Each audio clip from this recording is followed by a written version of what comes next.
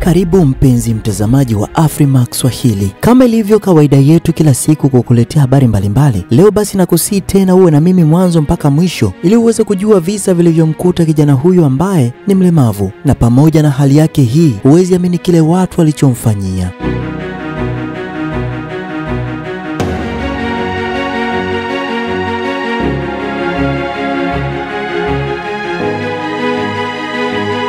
Jean Pierre alizaliwa na ugonjwa wa sacroagenesis.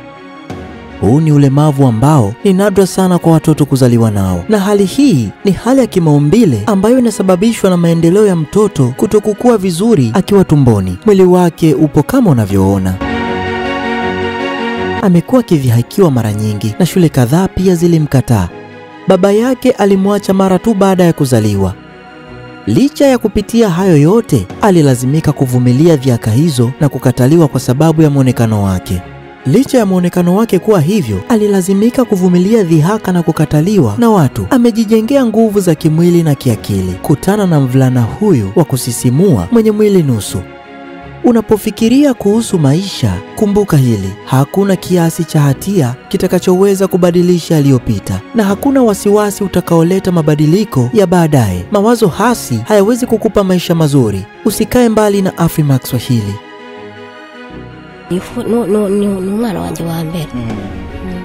Anaitwa Jean Pierre.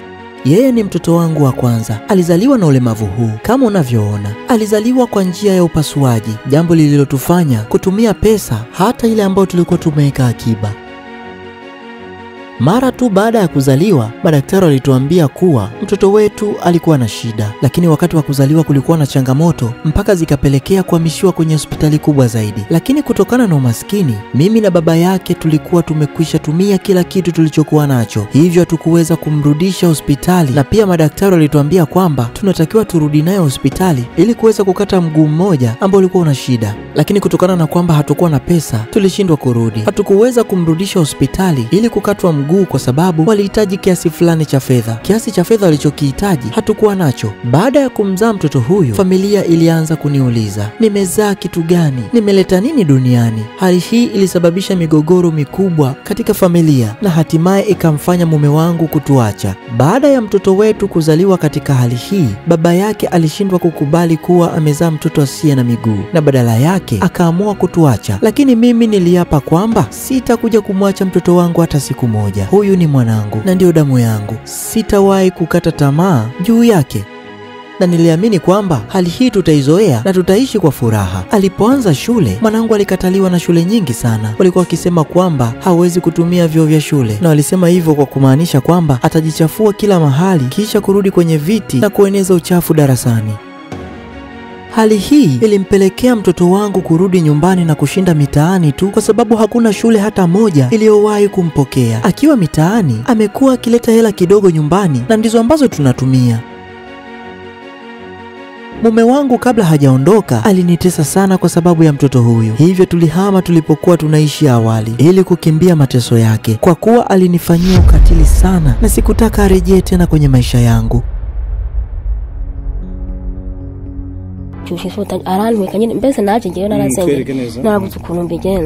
Aliwahi kuchukua uma akauweka kwenye moto kisha akanichoma nao mwilini. Tazama hapa kwenye macho, kuna makovu alioniacha nayo.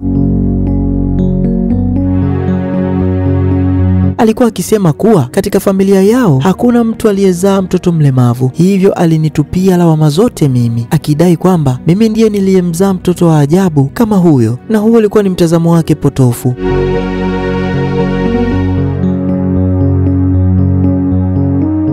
Tangu nilipomzaa huyu mtoto wangu, sijawahi kupata utulivu kwenye moyo wangu. Nimepitia maisha magumu tena yenye uchungu ambayo mtu mwingine hawezi kustahimili.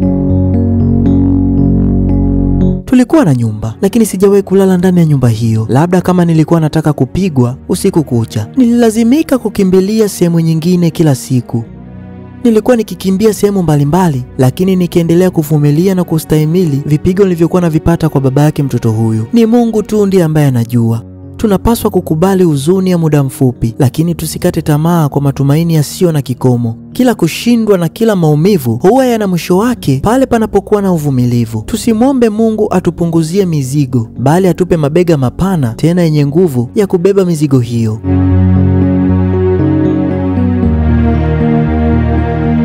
Baada ya yote hayo, niliamua kuhamia huku tulipo kwa sasa ili kupata kipato. Mimi huwa ninaenda kwa watu ambao wanataka kulimiwa mashamba yao, kisha ninafanya kazi. Baada ya hapo ananilipa kiasi kidogo cha fedha ambacho ndio ninakitumia kununulia chakula chetu cha kila siku. Mimi nilizaliwa hivi, lakini licha ya ulemavu wangu, nimekuwa nikijaribu kufanya mambo mbalimbali kwa ustadi wa hali ya juu. Hapo awali, watoto walikuwa wakinidhihaki sana kutokana na mimi vile nilivyozaliwa na mambo mengine kama hayo. Hejuru gutya andengora nyine akazi bakanca hejuru nyine cyangwa bakanyarira. Walikuwa wakinisema sana, wakiniambia kwamba siwezi nikakuwa. Wengine walikuja kunikojolea wakijua kwamba siwezi kuwafukuza. Hili liliniumiza sana.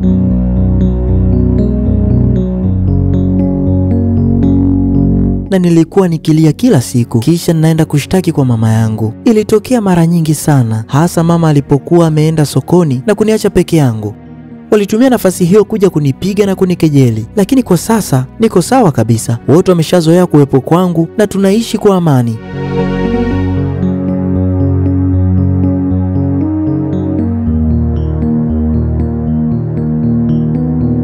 Kuishi na mzazi mmoja ambaye ni mama na hana kazi ni jambo gumu sana. Wakati mwingine mvua hunyesha huku, hatuna chakula wala pesa. Huwa ninatoka kwenda mitaani hivyo hivyo, ninaonyesha vipaji vyangu, kisha narudi na visenti nyumbani ili kuweza kupata chakula.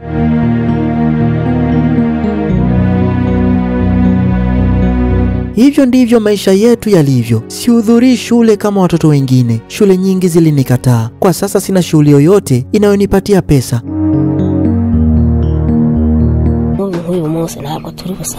Nilinunua nyanya ili niwe ninauza, lakini hakuna anayenunua. Nilidhani ningeuza nipate faida, lakini sikuweza kufanikiwa. Nilibahatika kupewa kipande kidogo cha ardhi ambacho ninalima, na tunategemea mavuno kidogo tunayopata kutokea hapo. Niliwahi kuanzisha biashara ndogo, lakini kutokana na kodi nyingi sana nilizokuwa ninatakiwa kulipa mwanzoni, mtaji wote niliokuwa nao ulitumika kulipia kodi hizo. Hivyo biashara yangu ilifilisika mara moja baada tu ya kuianzisha, na kwa sasa sina uhakika kama tutapata chakula cha mchana leo. Siku zote kwenye maisha kuna vitu viwili, kushindwa na kushinda, lakini mimi nimekuwa nikiishi siku zote na imani ya ushindi moyoni mwangu. Naamini siku moja nitashinda.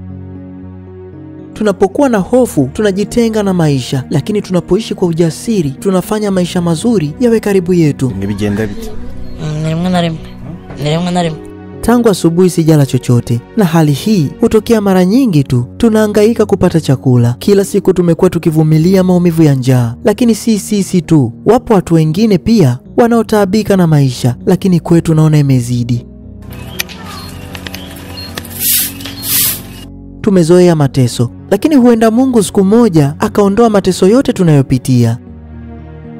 Mara nyingi tumekuwa tukikaa bila kula. Nyumba tunayokaa pia sio ya kwetu, tunalazimika kumlipa mwenye nyumba. Wakati mwingine tukipata pesa kidogo, badala ya kununua chakula, tunalipa kodi ya mwenye nyumba.